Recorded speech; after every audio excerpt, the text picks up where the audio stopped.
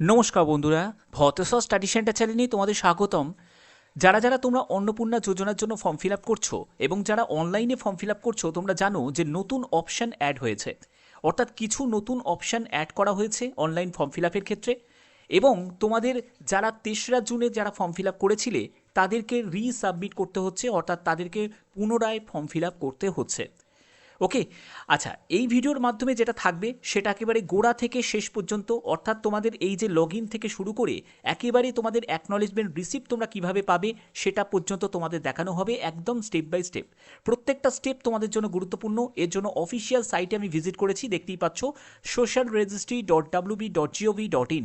এখানে ভিজিট করার পরে public access citizen family log in অপশানে ক্লিক করবে এবং এখান থেকে তোমার যে জেলা সেটা তুমি সিলেক্ট করে নেবে। তো এখান থেকে আমি জেলা সিলেক্ট করছি। এরপরে তোমার রেজিস্টার্ড মোবাইল নাম্বার, এখানে মোবাইল নাম্বারটা দেবে। এরপরে তোমাদের সিকিউরিটি ক্যাপচা কোড সেটা টাইপ করে দেবে এবং রিকোয়েস্ট ওটিপি অপশানে ক্লিক করবে। তো যখনই আমি ওটিপি অপশানে যখনই ক্লিক করেছি, দেখো এখানে 6 ডিজিট ওটিপি তোমার রেজিস্টার্ড মোবাইল নাম্বারে চলে যাবে এবং সেই ওটিপিটা তোমাকে এখানে এন্টার করতে হবে। তো দেখতে পাচ্ছ যে আমি ওটিপিটাকে এন্টার করে নিয়েছি। এরপরে ভেরিফাই অ্যান্ড কন্টিনিউ অপশানে ক্লিক করব। তো ভেরিফাই অ্যান্ড কন্টিনিউ অপশানে ক্লিক করার পরে এর পরবর্তী যে স্টেপগুলো সেগুলো তোমরা জানোই, তোমাদের তবু আমি ব্যাপারটা ভালো করে বুঝিয়ে দিচ্ছি, বুঝে নাও। এখানে দেখো যে নতুন অপশানটা এখানে অ্যাড হয়েছে সেটা হলো তোমাদের এখানে রিলিজিয়ান অপশানটা অ্যাড হয়েছে। এবং এই দেখো রিলিজিয়ান অপশানের ক্ষেত্রে একটা স্টার মার্ক কিন্তু দেওয়া রয়েছে, অর্থাৎ রিলিজিয়ান অপশানটা কিন্তু আর মানে যাকে বলে যে অপশনাল কিন্তু নয়, যে দিতেও পারো নাও দিতে পারো সেটা কিন্তু নয়। তোমাদের রিলিজিয়ন অপশানটা এবার কিন্তু ম্যান্ডেটারি করে দেওয়া হয়েছে, অর্থাৎ তোমাদের রিলিজিয়ানটা কিন্তু তোমাকে করতেই হবে, রিলিজিয়ান তোমাকে এখানে অ্যাড করতেই হবে। ওকে, আচ্ছা, এর পরবর্তী হচ্ছে যে বেসিক ইনফরমেশন, এটা প্রথমে হেড অফ ফ্যামিলি দেবে, তারপরে অ্যাড মেম্বার করে, অর্থাৎ তোমার পরিবারে যতজন সদস্য সংখ্যা রয়েছে সেই অনুযায়ী তুমি অ্যাড মেম্বার করে তুমি এখানে সদস্য সংখ্যা বাড়াতে পারবে। প্রথমে হেড অফ ফ্যামিলির পুরো ডিটেলসটা দেবে, তারপরে মেম্বার 2তে যাবে, তারপর মেম্বার 3তে যাবে, মেম্বার 4তে যাবে, একদম স্টেপ বাই স্টেপ যেটা তোমাদের বলা হচ্ছে সেই রকম স্টেপ বাই স্টেপ তোমাদের সেটা করতে হবে। ঠিক আছে, তো যদি তোমরা একটা স্টেপ যদি বুঝতে পারো, মানে হেড অফ ফ্যামিলির বুঝতে পারো, একই রকম তোমাদের অপশানই কিন্তু আসবে। ওকে, আচ্ছা, যে হেড অফ ফ্যামিলি তার নাম এখানে আমি দিচ্ছি। ঠিক আছে, ঠিক আছে, তো টাইপ করে দিলাম। এরপরে হচ্ছে তার ডেট অফ বার্থ এখান থেকে আমি সিলেক্ট করব। তো এখান থেকে আমি ডেট অফ বার্থ তার সিলেক্ট করে নিচ্ছি। এরপরে জেন্ডার হচ্ছে ফিমেল। তারপরে হচ্ছে ক্যাটেগরি হচ্ছে জেনারেল আছে, তো আমি জেনারেলটা রাখলাম। রিলিজিয়ান সে হচ্ছে হিন্দুইজম থেকে, তোমার যে রিলিজিয়ান সেটা তুমি সিলেক্ট করবে। এরপরে হচ্ছে কন্ট্যাক্ট নাম্বার, এখানে একটি কথা বলে রাখি, আধার লিঙ্ক মোবাইল নাম্বার, অর্থাৎ যে মোবাইল নাম্বারটা এখানে দেবে সেটা যেন আধার কার্ডের সঙ্গে লিঙ্ক করা থাকে, তো সেই মোবাইল নাম্বারটাই এখানে তোমাকে এন্টার করতে হবে। তো করার পরে তারপরে দেখো পরবর্তী হচ্ছে যে total number of family members including HOF, অর্থাৎ হেড অফ ফ্যামিলিকে নিয়ে টোটাল পরিবারের সদস্য সংখ্যা কত। যেহেতু আমি একজন এখানে করেছি, তুমি যতজন সংখ্যা এখানে বাড়াবে, 2জন 3জন যতজন সংখ্যা বাড়াবে, দেখো তোমার ফ্যামিলি মেম্বারটাও কিন্তু সংখ্যা এখানে বাড়িয়ে দেওয়া হচ্ছে। ঠিক আছে, এবার যে অনুযায়ী তোমাদের মানে ফ্যামিলি মেম্বার যতজন রয়েছে সেই অনুযায়ী তুমি অ্যাড মেম্বার করে তুমি সদস্য সংখ্যা বাড়াতে পারো। এরপরে হচ্ছে ডিসেবিলিটি স্ট্যাটাস, তুমি ফিজিক্যাল হ্যান্ডিক্যাপ যদি হয়ে থাকো তাহলে ডিসেবিলিটি সার্টিফিকেট নাম্বারটা দিতে হবে, পার্সেন্টেজ দিতে হবে এবং তোমাকে ডিসেবিলিটি সার্টিফিকেট অর্থাৎ ফিজিক্যাল হ্যান্ডিক্যাপ্টের সার্টিফিকেট তোমাকে আপলোড করতে হবে। ঠিক আছে, আচ্ছা, এর পরবর্তী হচ্ছে আধার কার্ডের ডিটেলস, আধার কার্ডের নাম্বারটা এখানে এন্টার করবে। আধার কার্ডের নাম্বারটা প্রথমে আমি এন্টার করে নিচ্ছি। তো আমি আধার কার্ডের নাম্বারটা এন্টার করে নিয়েছি। দেখো আধার কার্ডের নাম্বারটা যখনই আমি বসালাম এখানে বলছে আধার কার্ডের ডকুমেন্ট। এবার আধার কার্ডের ডকুমেন্ট জেপিজি, পিএনজি, পিডিএফ বা জেপিইজি ফরম্যাটে যে কোনো একটি ফরম্যাটেই তুমি আপলোড করতে পারবে। 50 কেবি থেকে 200 কেবির মধ্যে হতে হবে। এবার এটা নিয়ে তোমাদের অনেকেরই কনফিউশন যে sir front side back side দুটোই কি দিতে হবে, না, ফ্রন্ট সাইড দিলেই হবে, ওদের জাস্ট নাম্বারটা দরকার এবং সেটা যেন যখন তোমরা স্ক্যান করবে সেটা মোবাইল থেকেও করতে পারো। ঠিক আছে, বা তুমি কোনো স্ক্যানার থেকেও করে নিতে পারো, কোনো অসুবিধা নেই, কিন্তু সেটা যেন স্পষ্ট হয়, কোনো অস্পষ্ট ছবি দিয়ে কিন্তু আপলোড করলে হবে না। ওকে, আচ্ছা, এটা করার পরে তো এবার তোমাদের কি করতে হবে, ফ্যামিলি ডেমোগ্রাফিক অ্যাড্রেস। তো এখানে তোমার পার্মানেন্ট অ্যাড্রেসটা তোমাকে এখানে দিতে হবে। তারপরে তোমার ডিস্ট্রিক্ট এখানে দেখতেই পাচ্ছ শো হয়ে গেছে। তারপরে এরিয়া টাইপ, তোমার যে এরিয়া টাইপ সেটা তুমি এখান থেকে সিলেক্ট করবে, যদি আরবান হয় আরবান, রুরাল হলে রুরাল। এরপরে পিনকোড নাম্বার তুমি এখান থেকে সিলেক্ট করে নেবে। তারপরে হচ্ছে পুলিশ স্টেশন, তোমাকে এখান থেকে পুলিশ স্টেশন যেটা তোমার পুলিশ স্টেশন সেটা সিলেক্ট করবে। তারপরে ব্লক মিউনিসিপ্যালিটি নেম তোমাদের এখান থেকে সিলেক্ট করতে হবে। তারপরে হচ্ছে যে গ্রাম পঞ্চায়েত বা ওয়ার্ড নেম সেটা তোমাকে এখান থেকে সিলেক্ট করতে হবে। এগুলো সম্পূর্ণ করবে। করার পরে হচ্ছে ভোটার কার্ডের ডিটেলস, অর্থাৎ তোমার প্রথমে এপিক নাম্বার মানে ভোটার কার্ডের নাম্বারটা লাগবে, কনস্টিটিউট অ্যাসেম্বলি এবং পার্ট নাম্বার লাগবে। এবার তোমাদের কনস্টিটিউট অ্যাসেম্বলি পার্ট নাম্বার এটা কোথায় পাবে? তোমরা দেখবে যে ভোটের আগে নির্বাচন কমিশন থেকে যে তোমাদের একটা স্লিপ দেওয়া হয়েছিল, বা বিভিন্ন রাজনৈতিক পার্টি যারা ছিল তারা যে সব স্লিপগুলো তোমাকে দিয়েছিল, সেই স্লিপেই কিন্তু তোমার নামের পাশাপাশি তোমার ভোটার কার্ডের নাম্বার এবং তোমার কনস্টিটিউট অ্যাসেম্বলি এবং অংশ নম্বর মানে পার্ট নাম্বার সেটাও কিন্তু মেনশন আছে, সেটা থেকেও তোমরা দেখে নিতে পারো। এছাড়া তোমরা অনলাইনে তোমাদের যে এসআইআর 2026-এর লিস্ট থেকেও তোমরা সেটা চেক করে নিতে পারো, ঠিক আছে, কোনো অসুবিধা নেই। তো প্রথমে আমি যেটা করব সেটা হলো এখানে অ্যাসেম্বলিটা আমি সিলেক্ট করছি এবং পার্ট নাম্বারটা এখানে আমি টাইপ করে দিচ্ছি। ওকে, তারপরে হচ্ছে এখানে এপিক নাম্বার মানে ভোটার কার্ডের নাম্বারটা এখানে বসাচ্ছি। তো ভোটার কার্ডের নাম্বারটা যখনই বসালাম, এবার হচ্ছে ভোটার কার্ডের ডকুমেন্টস তোমাকে আপলোড করতে হবে। ফ্রন্টের দিকের তোমাদের ডকুমেন্টই তোমাদের দিতে পারো, কোনো অসুবিধা হবে না, ঠিক আছে। এবার তোমাদের আপলোড অপশানে ক্লিক করে তোমাদের সেই ডকুমেন্ট তোমাকে আপলোড করতে হবে। তো আমি এখানে ডকুমেন্টটা আমি আপলোড করে নিচ্ছি। তো এগুলো দেখতে পাচ্ছ আমি সম্পূর্ণ ফিল আপ করে নিয়েছি। এরপরে সেভ ড্রাফট অপশানে ক্লিক করবে, তারপরে নেক্সট অপশানে ক্লিক করবে। যখনই তুমি নেক্সট অপশানে ক্লিক করবে দেখতে পাচ্ছ যে do you have a digital ration card, তোমার কি ডিজিটাল রেশন কার্ড আছে? যদি থাকে তাহলে ইয়েস করবে এবং সেই রেশন কার্ডের টাইপটা তোমাকে এখান থেকে সিলেক্ট করতে হবে, যে রেশন কার্ডে তোমাদের রয়েছে সেই রেশন কার্ডটা তোমাকে এখান থেকে সিলেক্ট করতে হবে, ঠিক আছে। এবং তোমাকে অবশ্যই সেই রেশন কার্ডের নাম্বারটা তোমাকে এখানে টাইপ করতে হবে। তো যদি আর না থাকে, মানে যদি তোমার ডিজিটাল রেশন কার্ড যদি না থাকে তাহলে এখানে নো করবে, ঠিক আছে। তারপরে সেভ ড্রাফট অপশানে ক্লিক করবে এবং নেক্সট অপশানে ক্লিক করবে। তারপরবর্তী যে পেজটা সেটা হলো হাউসের সাইজ। তোমার যদি 3 বা তার বেশি যদি পাকা রুম থাকে তাহলে সেটা তোমাকে ইয়েস করতে হবে, আর যদি না থাকে তাহলে নো করবে। এরপরে হচ্ছে যে ফ্যামিলি ওন এনি ল্যান্ড, অর্থাৎ তোমার পরিবারের যতজন সদস্য রয়েছে সবার মিলিয়ে কি মানে কত জমি আছে, জমি কি আছে, যদি জমি থাকে তাহলে ইয়েস করবে, আর না থাকলে তোমাকে নো করতে হবে। এবার যদি তুমি ইয়েস করো তাহলে তোমাকে সেই জমির ডেসিমেলসটা তোমাকে এখানে কিন্তু দিতে হবে, এবং তার জন্য রেজিস্ট্রেশন রেকর্ড এগুলো কিন্তু তোমাদের পরবর্তী লাগতে পারে। তো এখানে দেখো যদি তুমি ইয়েস করো আর যদি তুমি নো করো তাহলে তোমাদের সেটা লাগছে। এবার হচ্ছে তোমাদের এখানে দেখো ভেহিকেলসের ক্ষেত্রে বলছে যে যদি তোমার কোনো নন কমার্শিয়াল কোনো ভেহিকেলস যদি থাকে তাহলে সেক্ষেত্রে তোমাকে এটা মেনশন করতে হবে, অর্থাৎ 4 চাকার কোনো গাড়ি যদি থাকে, সেটা কার হতে পারে, জিপ হতে পারে বা ট্র্যাক্টর হতে পারে, যদি থাকে তাহলে ইয়েস করবে এবং ইয়েস করার সাথে সাথে তোমাকে সেই ভেহিকেলের নাম্বার অর্থাৎ গাড়ির নাম্বার, গাড়ির রেজিস্ট্রেশন নাম্বার কিন্তু এখানে টাইপ করতে হবে। আর যদি নো না থাকে তাহলে সেখানে নো করে দেবে।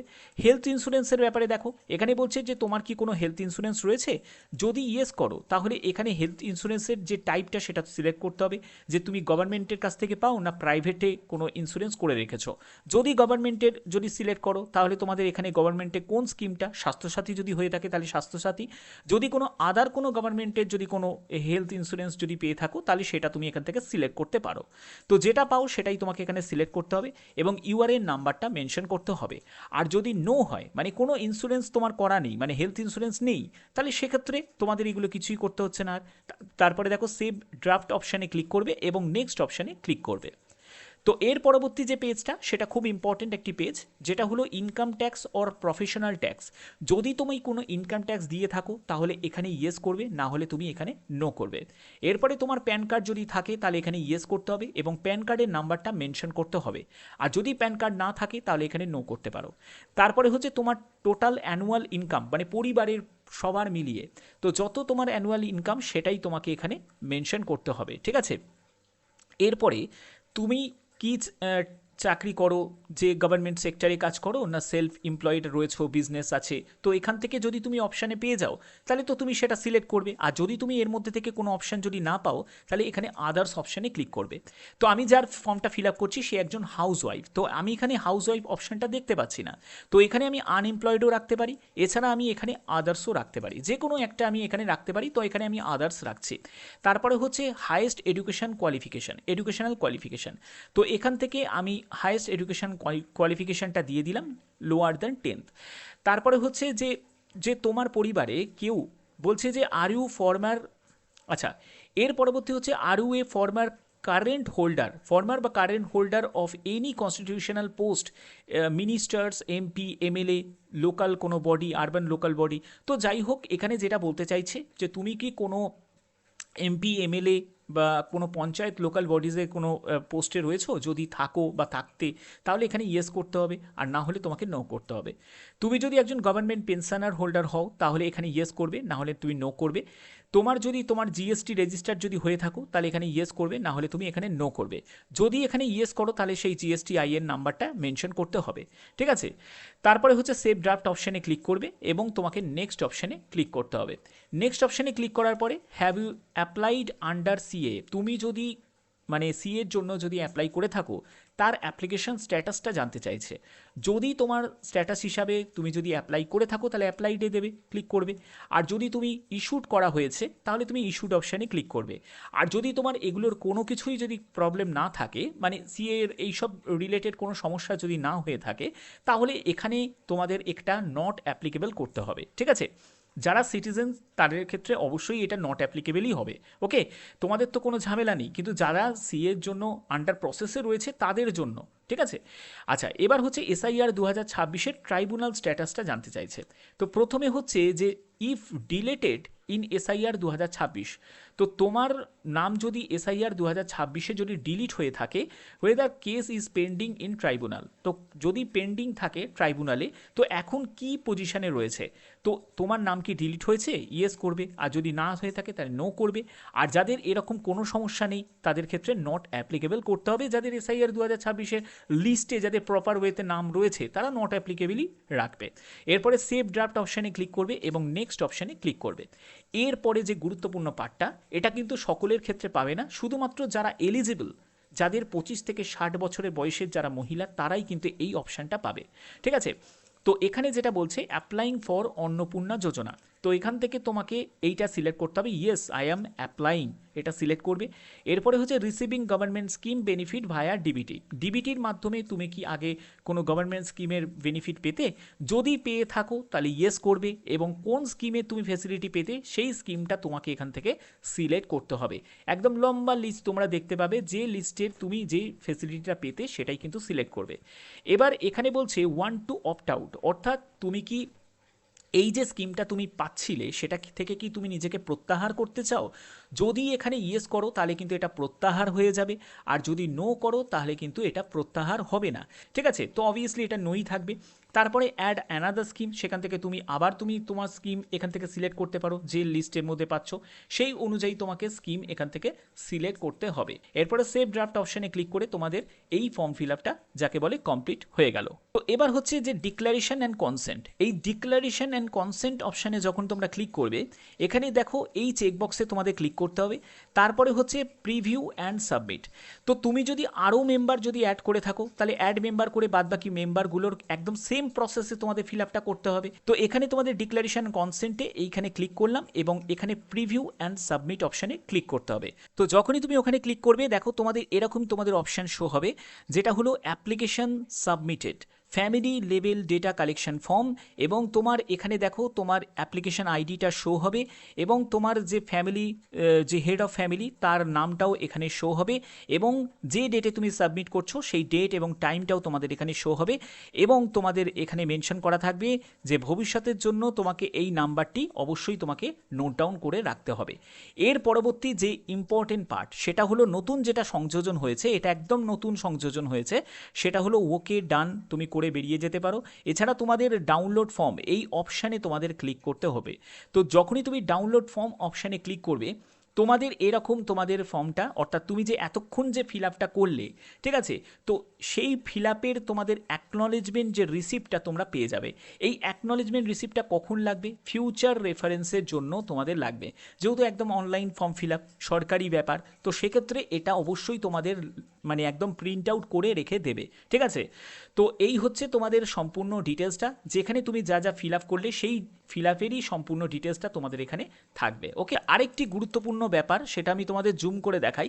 দেখো আচ্ছা, আরেকটি গুরুত্বপূর্ণ ব্যাপার সেটা হচ্ছে, দেখো এখানে মেনশন করা রয়েছে citizen who have successfully applied 3/6/2026, অর্থাৎ 3রা জুন যারা অ্যাপ্লাই করেছিলে বলছে are requested to resubmit their application in the new format, অর্থাৎ নতুন ফরম্যাটে তোমাদের নতুনভাবে আবার আবেদন করতে বলছে যারা 3রা জুন অ্যাপ্লাই করেছিলে। একদম অফিসিয়ালিভাবে কিন্তু এটা জানিয়ে দেওয়া হয়েছে। ওকে, তো আশা করি তোমাদের ভিডিওর মাধ্যমে প্রত্যেকটি ইনফরমেশন তোমাদের কাছে তুলে ধরতে পারলাম। ভিডিওটা আশা করি তোমাদের ভালো লেগেছে, ইনফরমেটিভ লেগেছে। যদি ভালো লেগে থাকে অতি অবশ্যই ভিডিওটাতে একটি লাইক করে রেখো, চ্যানেলটিকে সাবস্ক্রাইব করে বেল আইকনটাকে অল করে রেখো, যাতে তোমাদের কাছে এরকমই গুরুত্বপূর্ণ নতুন নতুন আপডেটগুলো পৌঁছে দিতে পারি। এখনের মতো এটুকুই, টাটা।